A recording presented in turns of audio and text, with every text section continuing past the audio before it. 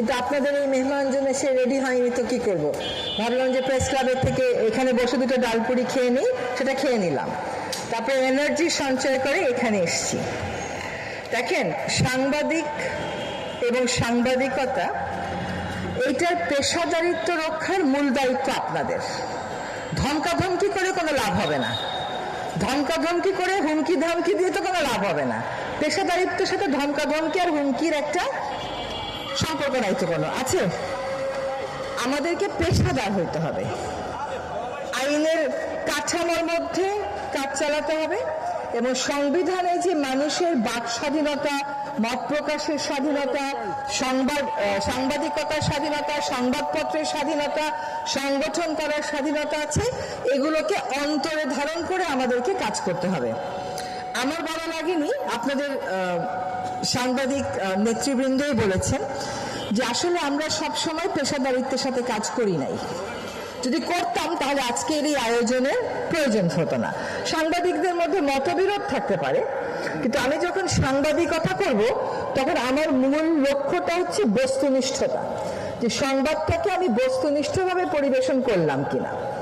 আপনার একটা বিশ্লেষণে কেউ খুশি হতে পারে, কেউ খুশি না হতে পারে, কিন্তু বিশ্লেষণটা আপনার মত অনুযায়ী করার আপনার সম্পূর্ণ অধিকার আছে। আজকের এই আয়োজনটা আমার কাছে গুরুত্বপূর্ণ। আমি প্রিয় মার সাথে কয়েকদিন আগে রংপুরে ওনার সাথে দেখা হয়েছে।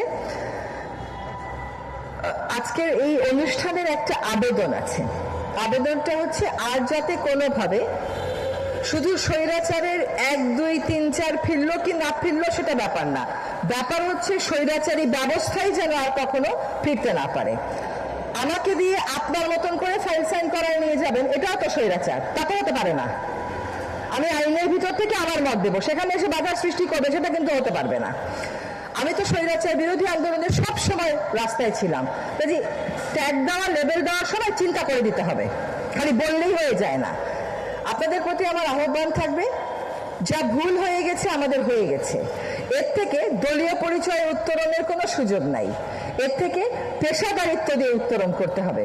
আপনার দল থাকতে পারে, আপনার মত থাকতে পারে, সেটা আপনি আপনার বিভিন্ন সাংবাদিক সংগঠনের মাধ্যমে চর্চা করতে পারেন, কিন্তু সাংবাদিকতা যখন আপনি করবেন, আপনি যখন ক্লাব গঠন করবেন, ইউনিয়ন গঠন করবেন, সেখানে আপনার মতামত অবশ্যই প্রতিফলিত হবে, সেটা আপনাদের বিষয়। আপনি যখন সাংবাদিকতা করবেন তখন দেশের মানুষ আপনাদের কাছে বস্তুনিষ্ঠতা চাইবে। আজকে যে এই যে নিরাপত্তা নিয়ে কথা হচ্ছে, এগুলো কিন্তু এই কারণে শুধু হয় নাই যে সরকার সবসময় দমনমূলক ছিল, এটা এই জন্য হয়েছে যে সরকারের সাথে থেকে থেকে তো বিগত সরকারের থেকে সুবিধাও নিয়েছেন। যারা সুবিধা নিতে পারেন নাই তারা দমনের মধ্যে পড়ছেন। এখন আমি ওই সময়ের সুবিধা নিয়েছি আর আমি এই সময়ের সুবিধা নেব, এর মধ্যে তফাৎ আছে কোনো? আমি তো ভাই কোনো তফাৎ দেখতে পাচ্ছি না। আমি ওই সময়ের সুবিধা নেইনি, এই সময়ের সুবিধা নিব না, আমি আমার সাংবাদিকতার কাজটা করব।